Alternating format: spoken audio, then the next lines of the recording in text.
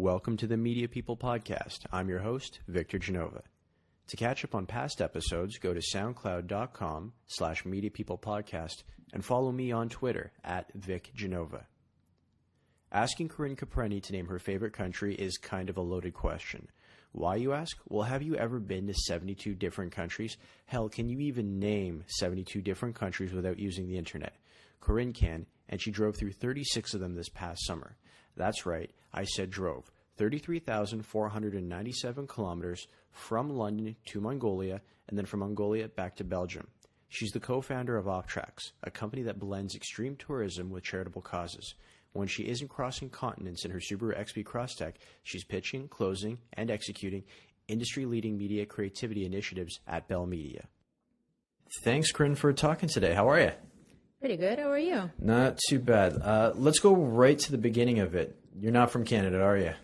I am not. I'm actually an Italo-Canadian. I'm from Pavia, Italy, nearby Milan. Oh, interesting. What was it like growing up in Italy?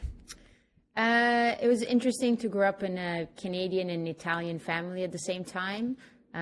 Always like talking two languages around the table, growing up with some Italian values, but also Canadian values. And I guess that's why I'm here today. Kind of, so like, what was the difference between those values? I mean, my grandparents are Italian. My parents were sort of raised semi-Italian, but it kind of becomes diluted as it goes generation by generation. I mean, having one parent being Italian and one being Canadian, what was the difference? Well, my dad's Italian, so it's strong values. He, would decide more like as a daughter should go, for example, to law school versus another school. While my mom would be like, oh, let's give Corinne like the chance to do what she wants and go spend summers in Canada. So the freedom versus what, a parent really wants. And Italian parents has strict rules what they want. The success is the most important one. No, I know what you're saying. Growing up, my dad, he was a laborer, and all he knew was, oh, you've got to either be a doctor or a lawyer. Anything other than that, it's kind of a failure. But it's funny the way you brought it up. You mentioned that your dad wanted you to go to law school, and your mom was like, do whatever you want. And that's kind of the best way to summarize the way your life's been. So tell us a bit about university life, because you did go to law school. I ended up giving up, and I went to law school at the University of Pavia. You consider that giving up? I gave up because the pressure was either to go to law school, to business school, or to med school. And out of the three, I picked law school. So I did my law school. I didn't do the bar exam because that was kind of like put my foot to the ground. And once I finished it, last exam, I remember like walking into home and I said, that's it. I'm done with law school. A month from now, I'm on first plane to Canada and I'm going to start all over again. And I did exactly that. I was very, minded, and I went to Quebec City. I did Université Laval, and I went through international politics, and I ended up doing a master in PR.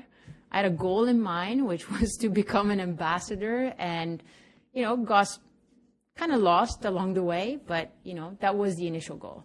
That's not a bad job, going to become an ambassador. It's a great way to just kind of, end up living somewhere. And, unless something goes wrong between relations in the two countries, it's a pretty sweet gig. But you didn't, when you went into international politics, you technically didn't deviate from law too much. That's kind of the next step for a lot of, say, lawyers that have political ambitions. But it seems like with public relations, that was kind of you, would you say, dipping your toe in the marketing pool or the media pool? It kind of opened the gate to that, for sure. I did an internship doing my master in public relations, which ended up being the FINA World Cup. That was kind of my internship, which opened up the way into the media environment. I never considered media before. And FINA, really quickly, you're talking about Swimming World Cup, right? The Swimming World Cup. Swimming World Cup. Yeah.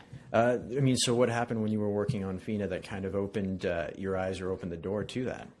I started, the sports environment, definitely a fun environment to work with. And I remember working with people that were all into communications, into marketing. A lot of them came from the media industry. And one of them in particular actually is, the marketing and communication manager for the Canadien Montréal, so the hockey team. So it was all a mix and match of people either working in sports or into the media, because that was the need for the FINA World Cup. Was that part of your gig at Enbridge? Because you mentioned you were in there as well. That was after. I went after the FINA World Cup. I was trying to find a job. I was trying to kind of put everything that I wanted into one spot. It was kind of difficult. I actually ended up out of the blue going to live in China. And as in China, I was actually looking for jobs back in Canada, weird enough.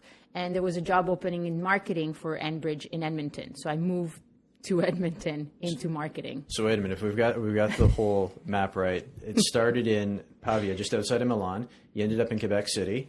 Yep. Then you went to, that's where the FINA World Cup was, Was right? in Montreal. In Montreal. Then to China. Then to China. And then back to Edmonton. Yeah, correct. Okay, but what drew you to China? Because that's, if you're going to go discover yourself, or rediscover yourself, that's an interesting place to land.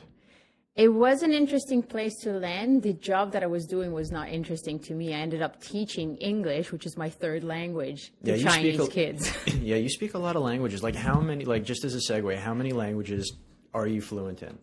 4 fluent. 4 fluent. So we got English, obviously, French, Italian. And Spanish. And Spanish as well. You learning anything else on the side? I am. I'm taking German classes every Wednesday night now. Oy vey. Is that German?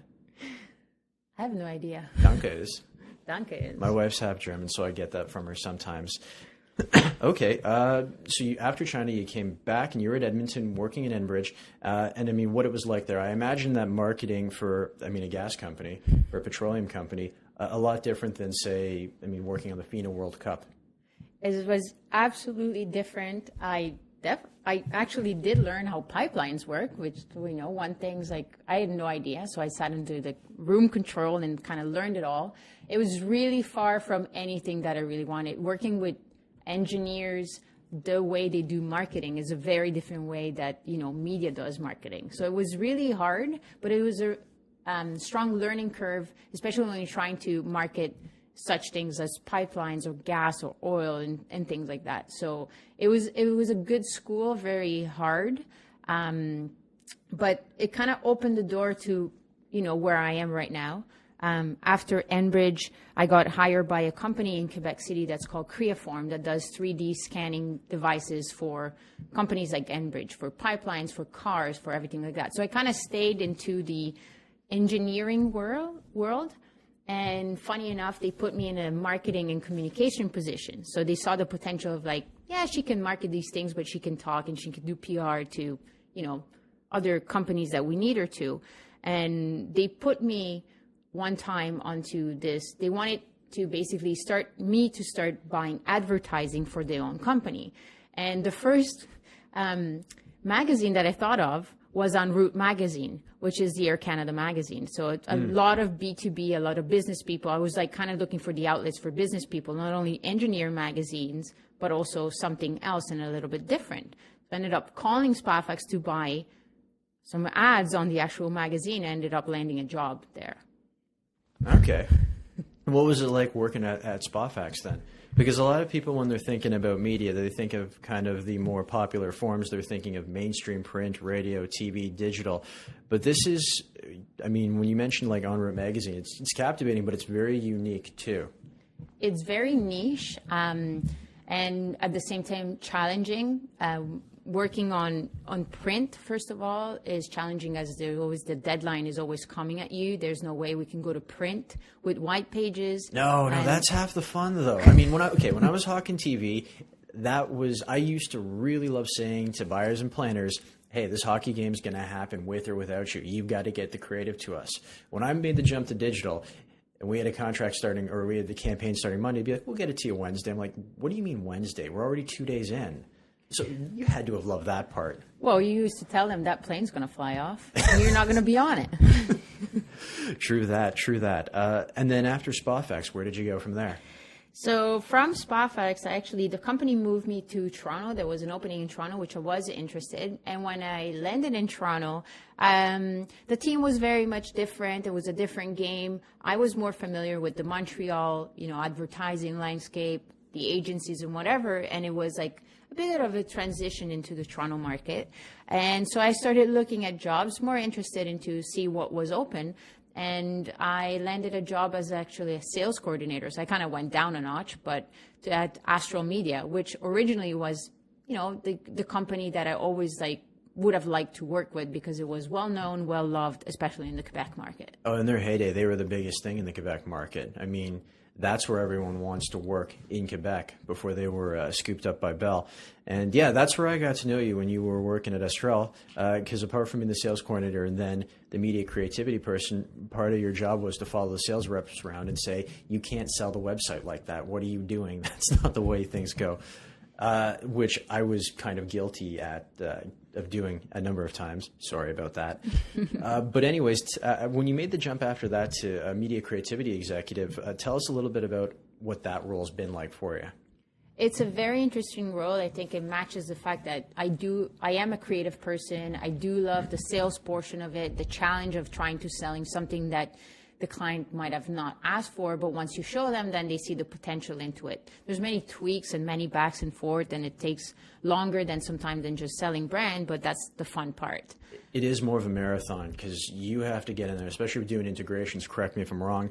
They really want to be in the show. You got to be talking to them months in advance before someone says action on set. There are no quick kills there. Well, just for example, this year I've worked on a project that was actually, we started in 2013 and just aired like January 2015. So it's well ahead of the game. And to get a client on board, not even before the year they're actually about to spend 2 years after they're about, eventually spend money with you, that's even a bigger challenge. I think it's just the more appealing you make it, the better it is. It's all about selling technique. Yeah. Has it changed much since you became a media creativity person the last couple of years? It's changed a lot. There's, obviously media is always evolving. The, social media is a big component. Mm-hmm. Initially it was almost like a constant fight with them. Now it's more like how can we integrate it into what we do instead of fighting it off, how to actually blend it into what we're doing. And definitely the clients are changing, their requests are changing. It's all more about branded content instead of just like doing more brand. There's brand exposure, but the branding content, they want to like seamlessly be into our own native content at the end of the day. So that's even a bigger challenge internally. How can we, stay true to ourselves, but also make money with it too? What brands, because Bell's got quite a wide portfolio, and it grew too when they bought Astral and you got absorbed into the bigger company. But what brands do you work on specifically? I work on a lot of automotive brands. Or no, like media brands per se. Oh, media brands. Yeah, like TV stations. The TV stations? Like right across the board, do you have a certain specialty? I work mainly on all the French specialty networks that Bell Media owns. So like Canal V and Z-Télé, the Discovery version of Quebec. So it's all more like specialty TV stations. Okay. And next thing I wanted to chat with you about was Offtrax, something really interesting. We could do a separate podcast on Offtrax altogether. And if anyone's listening, if you want to follow along with this next story really well, open up a new browser and type in Offtrax.ca and have that going as you listen to the rest of this, because Offtrax is a pretty amazing thing. Okay, so Corinne, you're the co-founder of Offtrax. Give us the elevator pitch in 30 seconds as to what Offtrax is, if you can condense all of it into 30 seconds. So Offtrax is basically adventures well off the beaten tracks. Basically, it's my teammate and I, we try to do adventures that are a bit, crazy for a lot of the people. And the challenge is, let's do them and also let's raise money for charity. What charities are you guys raising money for? So last year we raised money for Make-A-Wish Canada, Go Help in Mongolia. The year before we've raised money for Frank's water project in India. And this year we'll be raising money for the Ronald McDonald's house here in Canada. And I wanted to say, if you're going to Offtrax.ca, it's Offtrax with an X. Offtrax, one word, X.ca. Okay, so this goes back to your passion for traveling. Obviously, we've established you've lived in a number of different countries. How many countries have you visited in total? I have been to 72 countries, and I've lived in 3. Wow, I don't even think many people can name 72 countries. Better spelled Tajikistan. Okay, so going to your travels, let me ask you a really, really quick question. Which country was the most unique or the most overwhelming for you? And then the follow-up is, which one was the most underwhelming? You kind of went in there expecting so much and you were like, oh, you're nothing like we read in the pamphlet or in the Frommer's guide? Just last summer, we bordered the Tajikistan-Afghanistan border, so that was a true eye-opener. Everything that we see in the media escape, everything is bombing Afghanistan. What we saw was just like amazing, beautiful country with incredible kids and people, just very warm welcome. So definitely that's an highlight. I wish to go back and actually go through backpacking through Afghanistan. So that's what things that Offtrax do. The more underwhelming country I've been to, I'm not a big fan of Russia. And I don't think they're a fan of us either. Underwhelming in the sense that we felt always unwelcome there. So, and you got a great story about Russia. Didn't it have to do with visas expiring and then getting held up at the airport and being forced to expire? Like, you got to tell us that one, because that was when you told me that a couple of years ago. I couldn't believe what I was listening to. We went backpacking through Mongolia, China, and Siberia. Let's face it. And once we got throughout like Russia and Siberia, we got back to take our first flight back to Beijing to come back to Canada. We get to the airport and then we realized that our visa was expired 3 days ago. So obviously we got stuck at the border. Jess goes first, I go second. And then here we are stuck with this big, like I called him the pancake hat. This general of a military person comes with this massive hat and says that we're not going anywhere until we repay our visa. So that was a learning experience that landed us to go to Vladivostok on the Kamchatka Peninsula. Basically, the closest thing to that is Alaska. So we're almost back home, but it was a big detour, and it was actually hilarious because when we tell people, and I remember emailing our boss back in Toronto saying, I might not be home in time to come back to work on Monday. I remember hearing about that email. We're like, what is going on with her? And then you told us the story after. Going back to Offtrax, though, tell us about your first race. So our first race was 4,300 kilometers across India from the southern tip to the northern tip on a rickshaw or a tuk-tuk. And that's a three-wheeled rickshaw.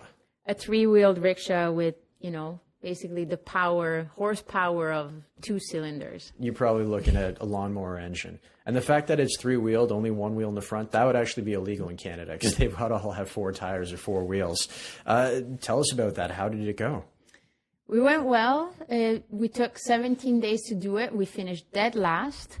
But we were also the only team that saw the most. We had the longest route of them all. There was a team who actually ended up finishing in 4 days, but all they did is driving, and they cheated by putting it on a train. Nice. It was interesting. And that kind of led you to, or that directly led you then to your next race, which you did, what, a year and a half later? Yeah. So last July, on July 20, we drove from London, UK, all the way to Mongolia and back, and we went through 36 countries. Wait, stop. Oops. You just said London to Mongolia. Yes. How many miles or kilometers was that? From London to Mongolia is 22,400 kilometers, and then put up another 10,000 kilometers to come back. Because we had to come back to be the first one to come back, because everybody goes to Mongolia, gives up because it's a hell of a drive.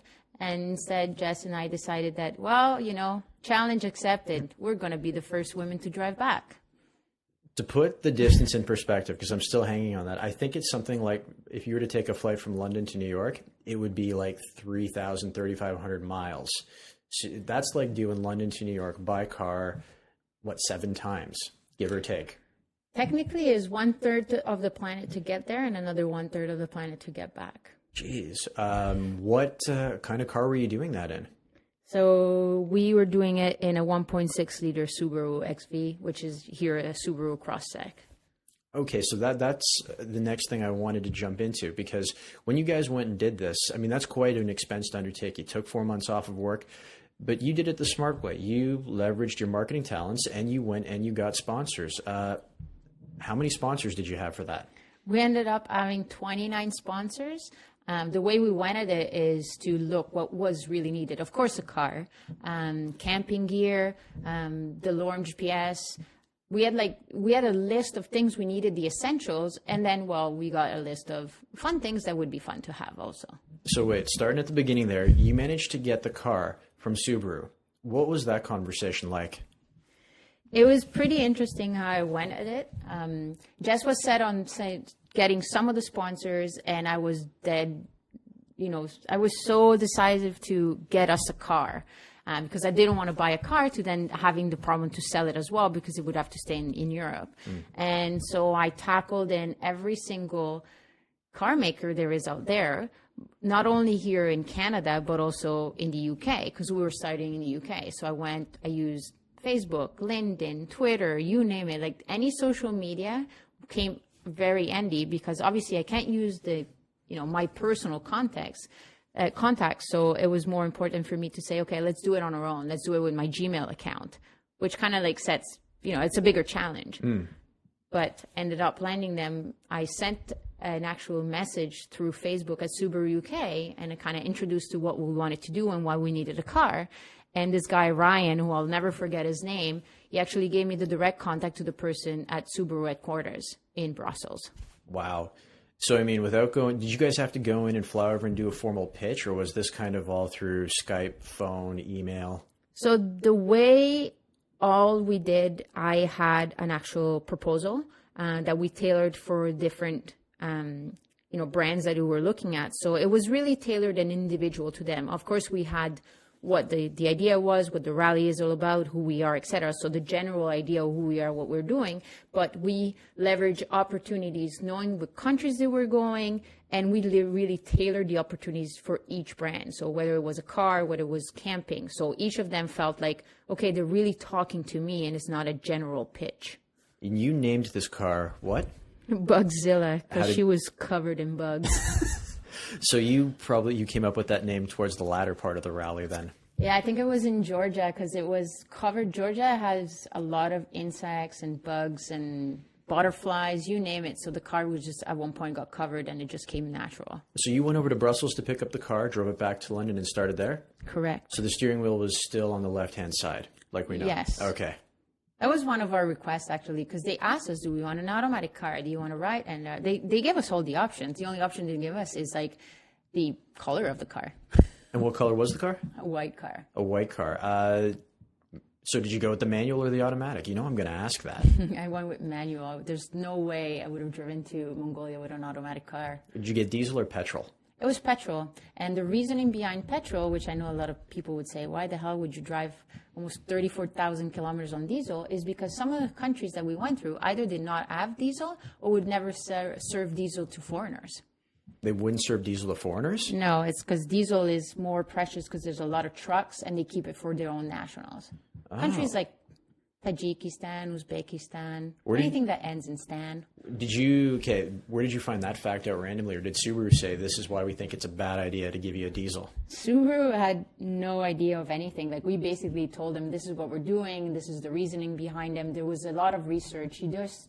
One thing about doing a rally to Mongolia, you just have to plan ahead of time. I've wanted to do this for 3 years, and it took us about a year to plan everything. So there's a ton of research. You just don't pick up and just go, although everybody would like that.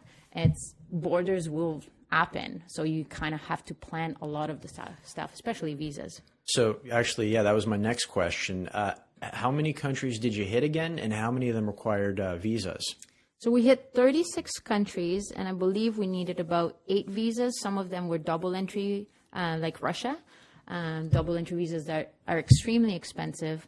Most of the stand countries do not have embassies here in Canada, so we had to always trustworthy send our passports to the States. That's in New York. Okay, that's really freaky. I've done that too, where you're just kind of like, hey, I can't travel. They have my passport. Hopefully it comes back. Well, it's funny you say that, because when they went to the embassy of Uzbekistan in New York, they didn't come back. So we had to redo everything all over again. Oh, no. And was that one of the last countries you sent it? That was the last country we sent it to. And we were 1 week away from going. Oh, God. So how did you get that sorted out then? It's called paying a lot of rush visas that cost a lot of money. And we had to do them in London, paying pounds now. So even more expensive. Well, I mean, I like the way Turkey does visas for Canadians. You don't have to get it here. They just stop you as soon as you get there and go cash if you want in. If not, you just wait there. There you go. Okay, so tell us a little bit more about some of the other sponsors. I know you had 29 of them, but A couple of the other ones, there was, you had Wreck-It Benkaiser. I mean, I followed you guys on Instagram and Facebook throughout your entire journey. We did put that Frank's Red Hot everywhere. Yeah, I know. Frank's Red Hot went just about everywhere. Some of the other ones, there was the one company, help me out here, where they built a wash basin within the actual bag. You guys were doing a lot of laundry like that. It's called the Scrubber Bag. It's actually a company from Australia, and it's a perfect. If you're a backpacker, that's a really perfect tool. Everybody knows, like, where you're backpacking, you're going to use the sink. But we were camping most of the time, so it was easier for us to have. It's basically a bag. It's like a normal bag that you put all your clothes in, and then you wash everything in. And you guys made a lot of branded videos for your partners. We did. We made branded videos. It was all about. When we dealt with each brand, what we would propose to them, they would also come back and say, maybe would like you to either do a blog or a video or just like a manual how to use my product, etc. So we had a list of everybody what we had promised to. So over like the days, like there's tons of kilometers going by, but you still have to remember that we promised this and we promised that and this in this country and that in that other country. So we always had a list and, making sure that we were providing them. And obviously like tons of social media, for example, like Frank's Red Hot, our idea behind it, they have their tagline, which is, I put that everywhere on everything. And we had the thing that we put that thing on everywhere. So they kind of like that. We had a map. When we pitched them, we had a map with all the dots of the sauce everywhere in all the countries. And because Canada is so multicultural, it kind of resonated to have all these dishes that we would eat anyways over there, but just with a bottle of Frank's Red Hot next to it. Okay. And when you got out there, I mean, not sure how to ask this question. Were there any sort of hairy situations moments where you're like, maybe this trip wasn't a good idea, or maybe we shouldn't have gone down this road or through this country? Well, Uzbekistan after the passport was the one we dreaded the most. Fear factors, not many. We nearly got killed once by a truck in Turkmenistan. It's all also, on camera as well, although we haven't posted about it. We believe that the trucker fell asleep and was really about to nail us full on. Oh, no. So that was a scary situation. We did get stuck in the sand, so that was it was more fun to, stuff happens, you just deal with it. I don't think nothing happened. I mean, Jess did break her arm, but we dealt with it. It was just things happen, and they can happen here, even at home. It's just a matter we were on the road and we just accepted everything. And with the car, though, what did you guys do for maintenance? Because I imagine you probably had to do 22,000 miles? You had to have done at least one oil change. 3 oil changes. 3 oil changes. Yeah, that's it. 3 oil changes. That's all it required. We had one flat tire. It blew, actually, on the Pamir Highway, a rock. We had a rock and the tire blew. So that was interesting to change the tire basically at the edge of, a cliff that leads to a river into Afghanistan. So that was, fun and weird situations, but that was all the car required, really. Subaru or any of your sponsors using you in their press material? Because this is a wonderful story. They are. Well, obviously Subaru is.